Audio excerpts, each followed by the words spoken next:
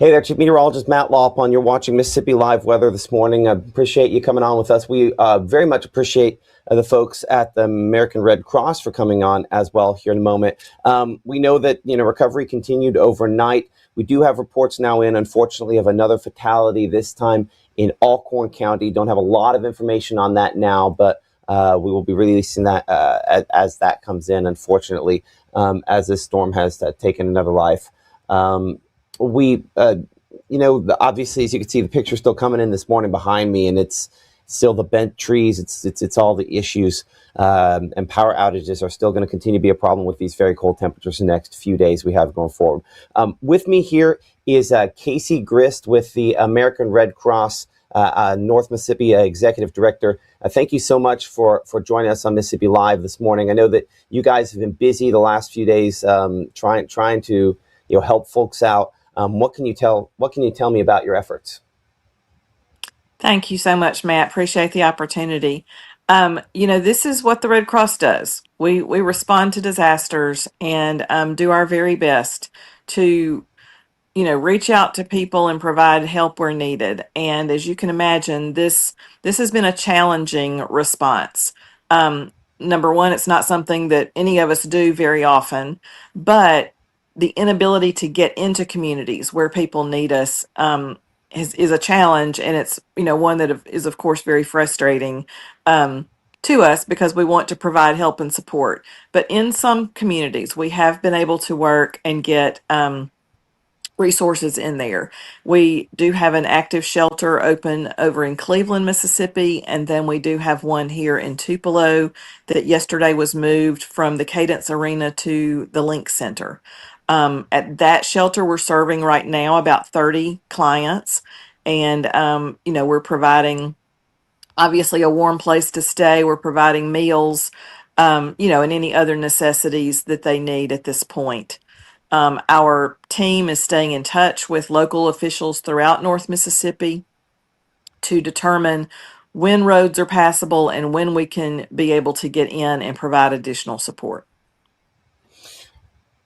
And I think you kind of hit an important point there. When roads are passable, I mean, it's there's a window during the day where travel is possible, but Right. even then, the trees and things like that have been causing such issues.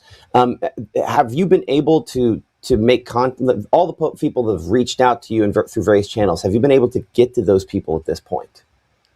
No, not 100%. It's like you said, it's just we don't the Red Cross is not equipped with any kind of specialty vehicles that would allow us to get into some of those areas.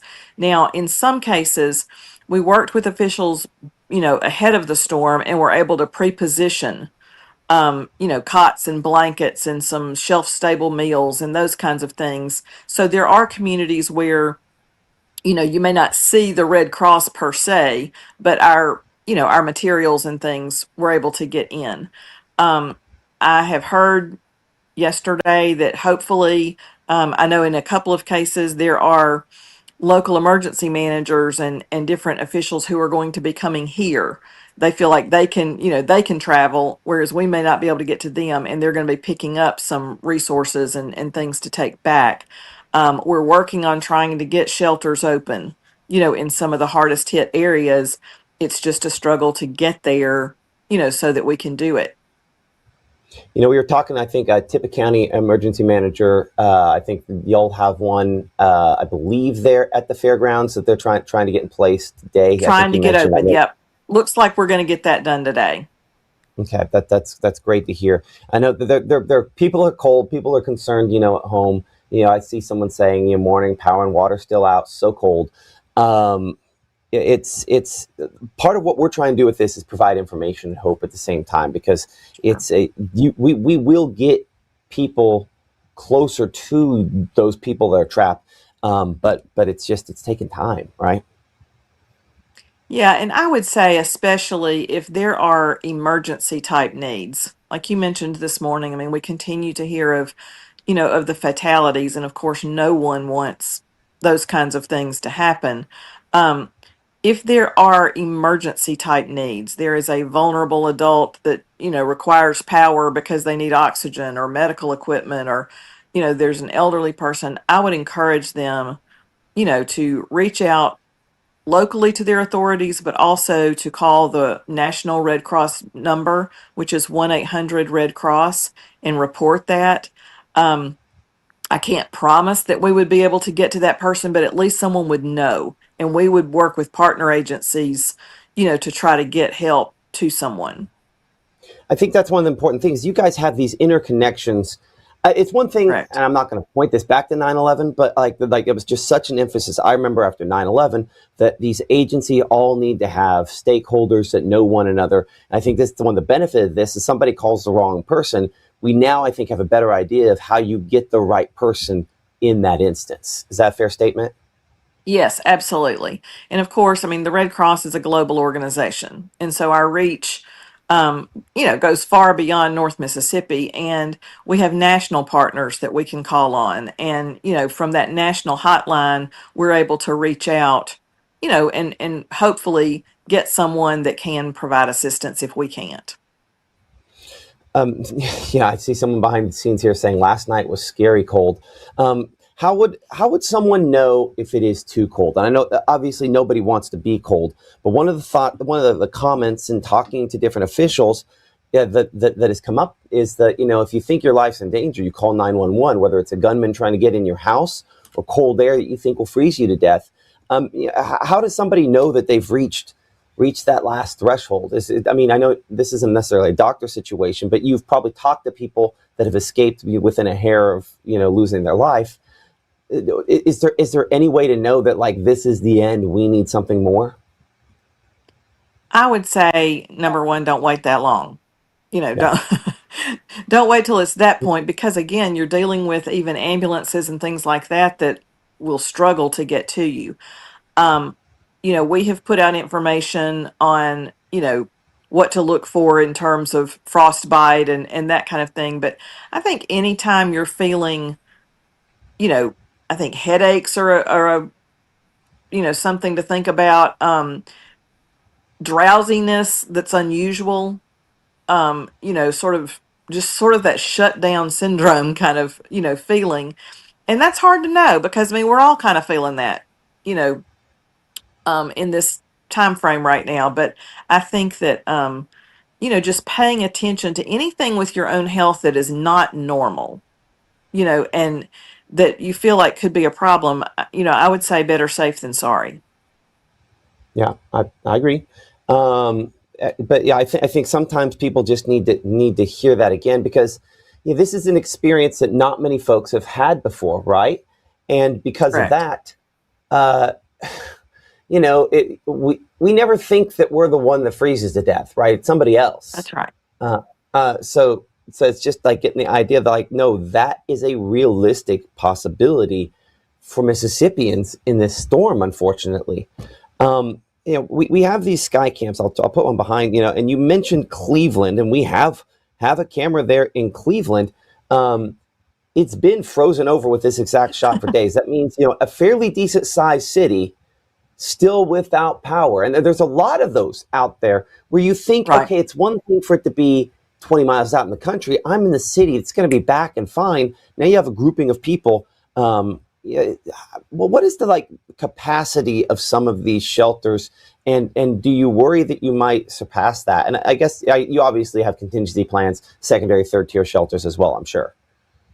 Yes, absolutely. In every community, we try to have, two or three shelter plans.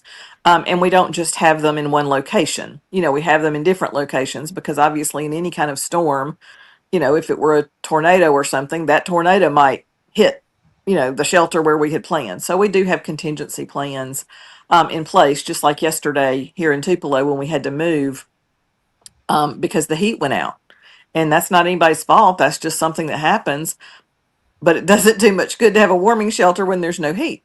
So, we were able to quickly pivot and move, and thankfully, by the generosity of volunteers who showed up just immediately and helped us pack up and move, and get folks, over to the new shelter. And we have those contingency plans, wherever we have shelters. Yeah. You guys respond to all different sorts of events and disasters. One question I've been asking folks here is like, how does this compare to a tornado? Like, I think on the outside, we think a tornado is a more difficult disaster, and in some ways it is, and in some ways it's not. Well, I was talking, I have a son who attends Ole Miss and he's in Oxford. And so he's been stuck in his apartment since Friday night. And without, really getting out, he said he got out and tried to walk around a little bit yesterday. And he said, Mom, it's like the tornado in Tupelo.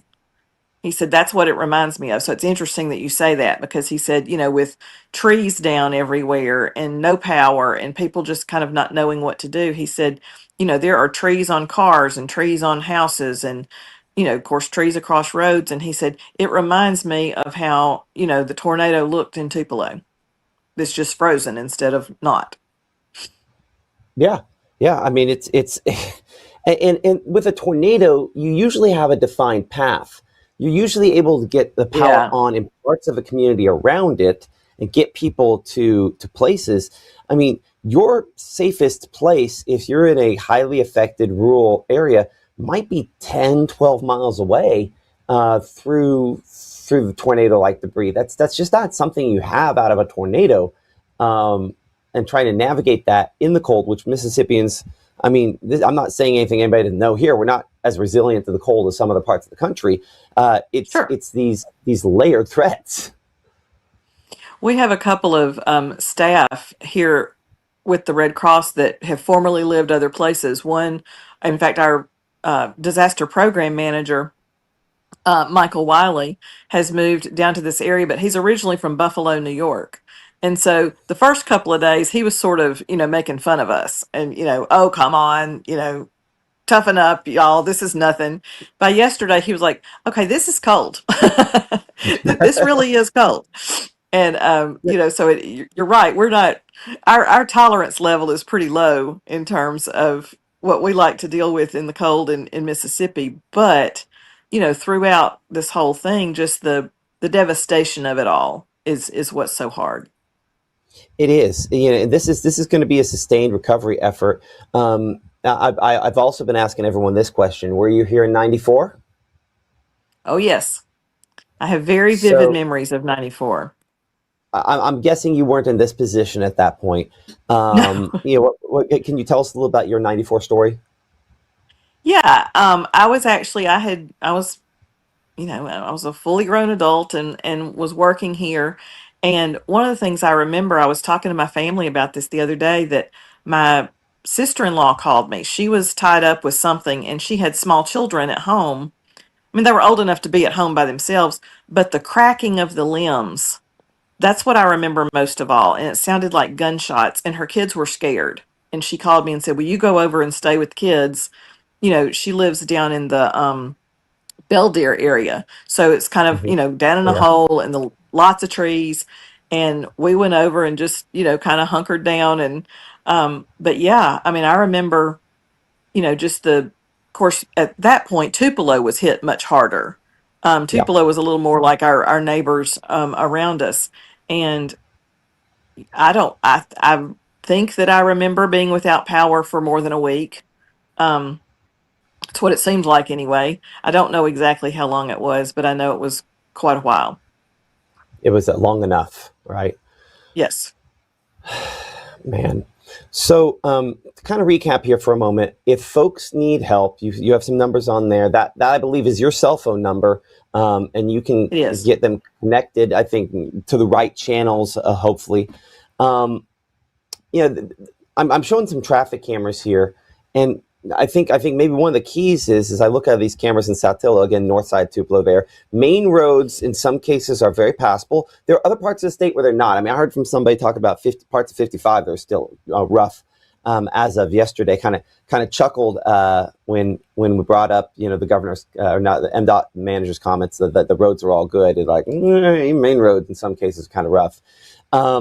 Now might be the time. Next few hours here might be the time to try to travel. At least give it a go. Um, and some back roads. But I would say that if you can watch us, you have to make sure to have a good cell phone because I think there's still going to be folks that try to slide off the roads or get to an impassable Yep. point, and you're more vulnerable in that car. I mean, it's like the Yeah. unfortunate thing in this, I think we're trying to choose between a series of bad decisions if we're somebody who is in one of these remote locations. And I'm thinking about our meteorologist, Gabe Maynard. I'm trying not to go on a tangent here, but I'm thinking about him. His battery has died multiple times in the last couple of days, where if they were fortunate enough that they had a second vehicle, he and his wife was able to come and get him. Some of the least fortunate might be a situation where they don't have a battery that works and they're truly stuck. So all of that to Right. say, that phone number there, 911, best options, we think. Yeah, absolutely. If you get in a true emergency situation, then obviously 911 is the best option. And I think still, I mean, we're sort of spoiled right here, but I think still if you don't need to get out, just don't. Just don't risk it. There's no point in trying to go somewhere you don't have to go. But if there are situations where you feel like it is necessary, then I do feel like there are periods of time, up on in the day, early afternoon. It seems to me like when the temperatures go above, I think today aren't we scheduled to have maybe some above freezing temperatures? We are in Tupelo. I need to double check up north and see if that's gonna verify. We're hoping to briefly get above freezing, but then again, that means falling ice. That's right. I Well, mean, there you go. That's true too. So again, don't but get but out if you don't but have to. yeah, but I mean, it's if I'm trapped and I'm in rural portions of some of these counties, I should prepare for a 4 or 5 hour journey to try to move limbs, try to do things that I typically wouldn't do, um, and take on threats that might be more significant than we typically would to get to a shelter because I know that I can't make it another night with temperatures that cold. Because I imagine in some of these homes now, 4 days are we, after some power Yeah. loss, those temperatures after single digits last night can't be much more than teens, maybe 20s, right? I mean, that's Right. something maybe you might know more about than I do.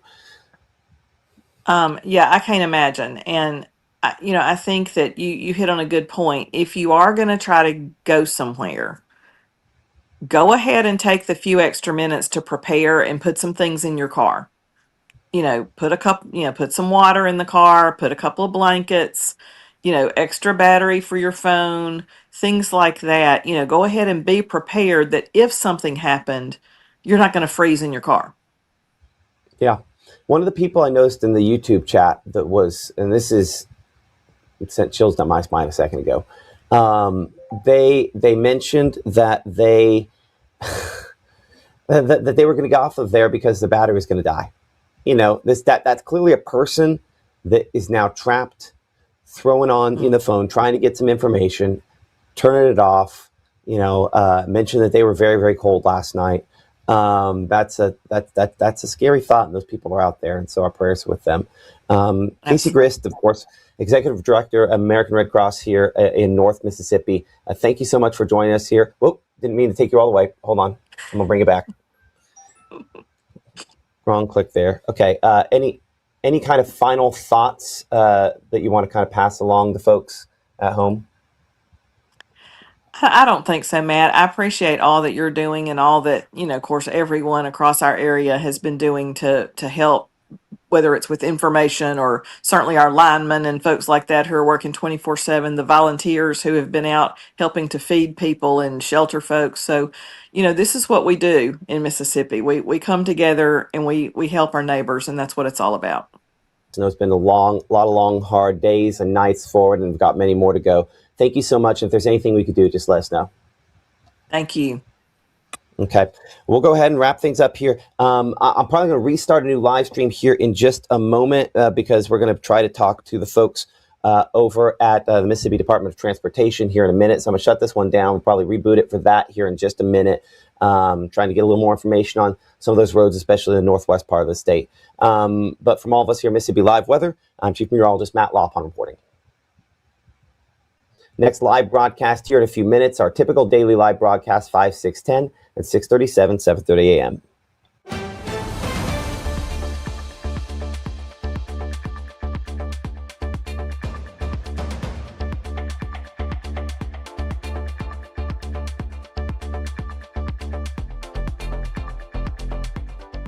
As we move into storm season, here's something most homeowners don't realize after a storm. Roof damage isn't always obvious. Wind can lift shingles, breaking the seal. Hail can bruise them below, and flashing around chimneys and pipes can loosen without you ever knowing. That damage may not show up for months.